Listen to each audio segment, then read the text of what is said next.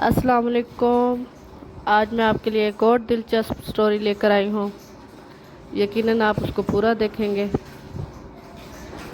और इन्जॉय करेंगे। आज की स्टोरी का नाम है पुराना हॉस्टल का राज।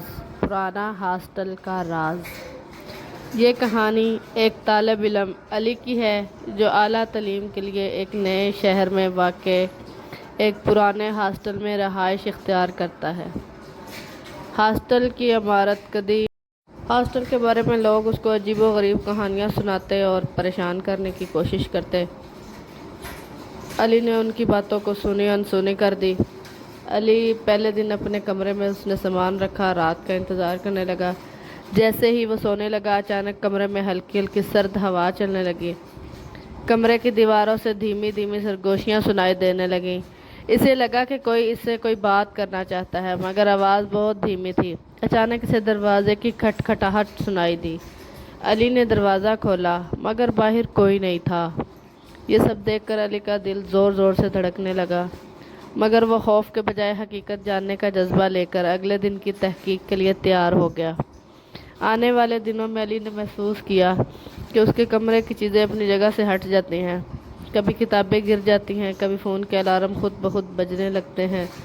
एक रात जब अली सोना चाह रहा था, उसे दोबारा कदमों की आवाज़ सुनाई दी, जो आहिस्ता आहिस्ता उसके कमरे के दरवाजे के बिल्कुल करीब आ रही थी। जब अली ने दरवाज़ा खोला तो बाहर कोई नहीं था, लेकिन दरवाजे के नीचे एक छोटा सा खून का धब्बा था। इस रात अली के दिल में ये खौफ बैठ गया कि यहाँ कुछ गड़बड़ है, लेकिन वो हार नहीं मानना चाहता था। अली ने हॉस्टल के पुराने रिकॉर्ड रूम का रुख किया, जहाँ उसने कई पुराने कागजात देखे। उसने मालूम किया कि कई साल पहले इसी कमरे में एक तालिब इल्म ने खुदकशी की थी। मकामी लोगों ने बताया कि वो तालिब इल्म कभी कभी हॉस्टल में नज़र भी आता है। उसकी रूह कहीं भटक रही है। अली ने फैसला किया कि वो इस कहानी की हकीकत जानने की पूरी कोशिश करेगा। धुंधला माजी और राज, वो इसको जानने के लिए काफ़ी बेचैन था। एक दिन अली ने हॉस्टल की तीसरी मंजिल पर जाने का फ़ैसला किया, जहां अक्सर लोग जाने से डरते थे। वहां उसने एक पुराना और बंद दरवाज़ा पाया, जिस पर खून के धब्बे और पुराने खराश के निशानात थे। दरवाजे के अंदर जाकर उसे एक पुरानी डायरी मिली, जो खुदकुशी करने वाली तालिब इल्म की थी। डायरी में उसने अपनी ज़िंदगी की तलख़ हकीकतें और हॉस्टल में होने वाले मज़ालिम का जिक्र किया था।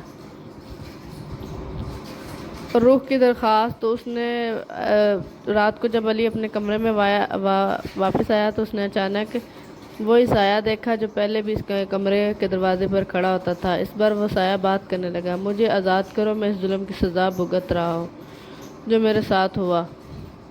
अली ने हौसला करके कहा, बताओ मैं तुम्हारी मदद कैसे कर सकता हूँ। रूह ने कहा, वो जुल्म करने वाले का पता चला लो, तब ही वो आज़ाद हो सकती है। अली ने तमाम सबूत डायरी पुलिस को दी। पुलिस ने तहकीकात के बाद मज़लूम तालिब इल्म को पकड़ लिया। मज़लूम तालिब इल्म के कातिल को पकड़ लिया। जब कातिल को सज़ा हुई तो रूह ने अली का शुक्रिया अदा किया और आराम से चली गई।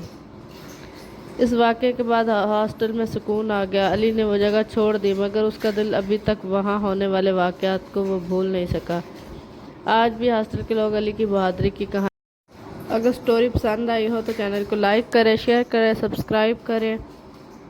इसी